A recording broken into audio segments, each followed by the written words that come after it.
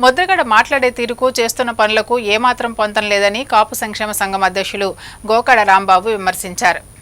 రెడ్డిగా పేరు మార్చుకున్న ముద్రగడ పద్మనాభానికి కాపుల గురించి మాట్లాడే అర్హత లేదని కాపు సంక్షేమ సంఘం అధ్యక్షులు గోకడ రాంబాబు పేర్కొన్నారు. శనివారం కాకినాడలో కలెక్టరేట్ ఎదుట ముద్రగడ కాపు రిజర్వేషన్లపై చంద్రబాబు పవన్ కళ్యాణ్పై మాట్లాడిన తీరును నిరసిస్తూ ధర్నా నిర్వహించారు. ఈ సందర్భంగా గోకడ రాంబాబు మాట్లాడుతూ ముద్రగడ మాట్లాడే తీరుకు చేస్తున్న పనులకు ఏమాత్రం పొంతన ఉండదన్నారు. 2014లో చంద్రబాబు సీఎంగా ఉన్న హయాంలో కాపు కార్పొరేషన్ ఏర్పాటు చేసి కాపులకు రుణాలు, విదేశీ విద్యను అందించారని, ఈ విధంగా కాపులకు మేలు చేసిన చంద్రబాబును కాకుండా అన్యాయం చేసిన జగన్ వైపు ముద్రగడ ఎందుకు పనిచేశారో చెప్పాలని ఆయన డిమాండ్ చేశారు. ఈ కార్యక్రమంలో కాపు యువత ముమ్మిడి విష్ణు, నాగుమళ్ల బైనర్జీ, పెదిరెడ్డి ఆదిత్య, అడప అర్జున్, దారప్రెడ్డి కిషోర్, పసుపులెట్టి సత్యబాబు తదితరులు పాల్గొన్నారు. జగన్మోహన్ రెడ్డి గారు తీసేశారండి. అప్పటి నుంచి ఇప్పటిదాకా ఇంకే మళ్ళీ ఆ రిజర్వేషన్లకు వాడలేదు. కానీ ఈ మధ్యకాలంలో ముద్రగడ పద్మనాభం గారు మళ్ళీ మొదలెట్టారు. పవన్ కళ్యాణ్ గారు పోస్ట్ చేశారు, కాపు రిజర్వేషన్లు ఈసారన్నా తీసుకురండి అని.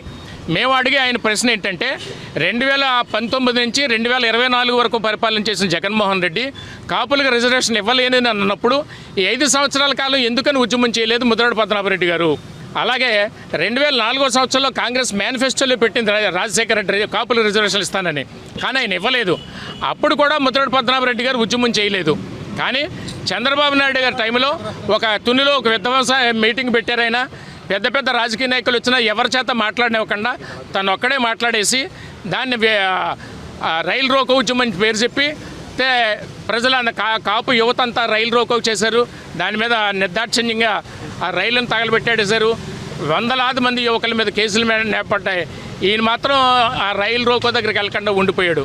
ఎవరి చేత మాట్లాడనివ్వలేదు వచ్చిన నాయకులందరి చేత. అంటే కాపు రిజర్వేషన్లోనే కాపు ఉద్యమాన్ని ఇతనికి తప్ప వేరొకరికి పేరు కాకూడదు అనే ఒక కాంక్ష బలమైనటువంటి దుగ్ధ ఇతనిలో ఉంది. జగన్మోహన్ రెడ్డి అనుకోకుండా గెలిచారు. గెలిచిన 5 సంవత్సరాల్లోనూ కూడా ప్రత్యేక ప్యాకేజ్ గురించి కానీ కాపు రిజర్వేషన్ల గురించి కానీ ముద్రగడ పద్మనాభం గారు ఏ రోజు ప్రస్తావించలేదు. ఆయన పార్టీని సపోర్ట్ చేసుకుంటూ చంద్రబాబు నాయుడు గారి మీద అనేక వ్యంగ్యాస్త్రాలు ఆయన సంధిస్తూ లెటర్లు రాశారు. ముద్రగడ పద్మనాభం గారు విమర్శించడం అంటే సూర్యుడి మీద ఉమ్మి వేయడం లాంటిది. ఇవాళకి పవన్ కళ్యాణ్ వ్యక్తిత్వం ఈ దేశంలో ఎవరూ చేయలేదు. 23 సీట్లు పోటీ చేస్తే 23 సీట్లలోనే గెలిచారు. 23, 2 ఎంపీలు, 21 అసెంబ్లీ, 23 మొత్తం 23లో పోటీ చేసి 23లో. మాది అన్న ముఖ్య ఉద్దేశం ఏంటంటే పద్మనాభం గారు మళ్ళీ ఈ మధ్యకాలంలో స్పెషల్ ప్యాకేజ్ అని, తర్వాత కాపు రిజర్వేషన్లని ఎత్తుకుంటా ఈ మధ్యకాలంలో జగన్మోహన్ రెడ్డి గారిని కూడా కలవడం జరిగింది. స్పెషల్ స్టేటస్ ఇవన్నీ కూడా మరి 5 సంవత్సరాలు ఎందుకని ఈయన ప్రస్తావించలేదు? ఈయన 1999లో ఎంపీగా తెలుగుదేశం గెలిపిస్తే నేను చంద్రబాబు నాయుడు గారికి పునర్జన్మనిచ్చారు, ఆ జన్మాంతం ఆయనకు రుణపడి ఉంటానని అన్ని పత్రికల్లో ప్రముఖంగా వచ్చాయి. మరి అలాగని తర్వాత తిట్టడం మానేసాడా?